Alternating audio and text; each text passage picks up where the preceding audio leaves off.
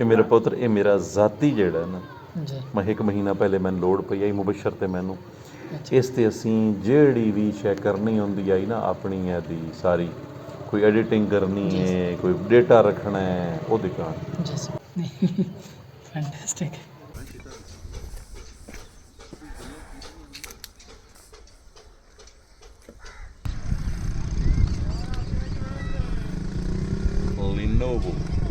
किधे sugar क्या हाल है, क्या हाल है, खैर खरीयत सेहत तबीयत एन जरा चला के वेख।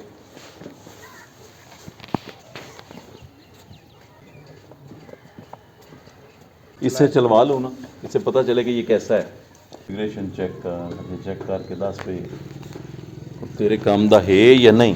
ਇਹ ਉਹ ਲੈਪਟਾਪ ਹੈ ਜਿਹੜਾ ਮੈਂ ਆਪਣੇ ਕਾਰਨ 1 ਮਹੀਨਾ ਪਹਿਲੇ ਬਣਵਾਇਆ। अच्छा ਰਿਆਜ਼ੀਦਾਨ ਨੂੰ ਤਾਂ ਸ਼ਈਆਂ ਨਹੀਂ ਲੱਭਦੀਆਂ ਪਈਆਂ। जबरदस्त ਕੰਪਿਊਟਰ ਤਾਂ ਬਣੇ ਰਿਆਜ਼ੀ ਤੇ ਹੁੰਦੇ ਨੇ, ਪਹਿਲੇ ਰਿਆਜ਼ੀ ਹੁੰਦੀ ਹੈ ਤਾਂ ਪਿੱਛੇ ਵੱਧ ਬਾਕੀ ਹੁੰਦੀ है कोडिंग कोडिंग तो बाद में ही होती है ना, पहले तो मैथमेटिक्स होती है। 12th जनरेशन कोर i5 है, घट है।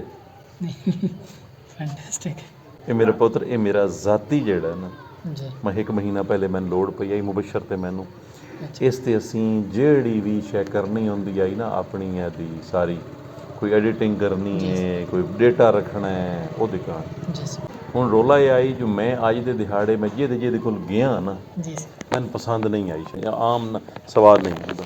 ਉਹ ਉੱਥੇ ਗਿਆ ਤੇ ਸਾਰਾ ਬਹਿ ਕੇ ਆਇਆ ਜੰਗ, ਨਹੀਂ ਪਸੰਦ ਆਇਆ। ਉਹ ਤਾਂ ਅਖੀਰ ਘਰ ਆ ਕੇ ਮੈਂ ਕਿਹਾ ਜੇ ਨਬੀ ਪਾਕ ਆਖਿਆ ਕਿਸੇ ਕਾਰਨ ਉਹ ਸ਼ੈ ਪਸੰਦ ਕਰੋ ਜਿਹੜੀ ਤੁਸੀਂ ਆਪਣੇ ਕਾਰਨ ਪਰਹੇਜ਼ ਕਰਦੇ हो। जी सर ਇਹ ਬਸ ਮੇਰਾ ਪੁੱਤਰ, ये साढ़े वाली शायद तेरी होगी। तो जब कहा है ना कि इसने कहा है कि जी 8 बजे मेरी एक मीटिंग है रात को जूम पे, और इसने टाइम भी दिया है किस वजह से कि इसको कॉल आई है जो मैंने पोस्ट लगाई है। तो मैंने कहा अगर वहाँ पे इसका सिस्टम नहीं प्रॉपरली इसको सपोर्ट करता तो इसको प्रॉब्लम हो जाएगा। लोग हो सकता है डिसार्ट हो जाएं कि जी इसके पास इक्विपमेंट्स पूरे नहीं हैं तो ये कैसे हमारे साथ चलेगा। तो हमने इसको वो चीज़ दे दी है खुद अपने पास से उठा के कि जिस पे ये अब ये नहीं कह सकता कि इसके पास वो चीज़ नहीं है जो इसको सपोर्ट नहीं करेगी। इंशाअल्लाह अब इसको इस मामले में मसला नहीं होगा, बाकी जो है वो भी इसका करेंगे, पर कर रहे हैं। एक के दिया ऐसी बटवावनी है, इस हार जाते पाई हुई है, छोटा भिरा है। इंशाअल्लाह ये इसके घर का काम शुरू हो गया है। हमने इसको कोई नहीं बताया भी क्या बना रहे हैं और कितना बना रहे हैं।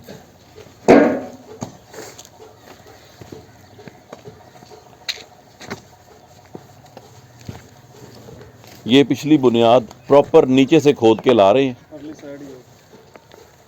उस हो गई है 2 ए बन गए ना, एक हो गया ए दा ते बाकी 2 भिरावां दा, एक हो गया अम्मा दा कमरा। ਤੇ ਹੁਣ ਅਗਲਾ ਜਿਹੜਾ ਕਮਰਾ ਹੋਣਾ ਨਾ ਦੂਜਾ ਤੀਜਾ ਉਹ ਹਿਸਾਬ ਬਣਾਉਣਾ ਸ਼ਾਦੀ ਤੋਂ ਪਿੱਛੇ ਆਪਣੀ। ਤੇ ਵੇਖੀ ਨਾ ਅਗਰ ਇਹਦੇ ਨਾਲ ਕੋਈ 2 4 5 ਫੁੱਟ ਬਚਦੀ ਆਈ ਤਾਂ ਨਾਲ ਹੀ ਥਈ ਵਾਸ਼ਰੂਮ ਬਣਾ ਛੋੜੇ ਆ। ਵਾਸ਼ਰੂਮ ਮੈਂ ਉਸ ਪਾਸੇ ਕਰਨੇ ਕਿਉਂ ਰੋਡ ਉਦੇ ਹੈ ਨਿਕਾਸੀ ਕਿਦੇ ਆਉਣੀ ਹੈ ਪਾਣੀ ਦੀ, निकासी उधर ही होनी क्योंकि नाल पैंदा ठीक ठीक हाँ हाँ। इसे नुना ਇਹ ਸਾਨੂੰ ਸਿੱਧੇ ਜਾਉਣੀ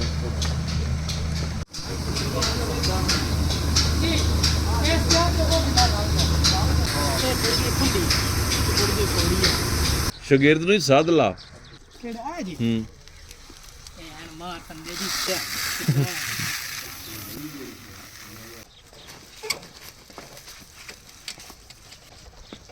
ਨਹੀਂ ਚਾਖਿਆ ਚਵਾਈ ਆ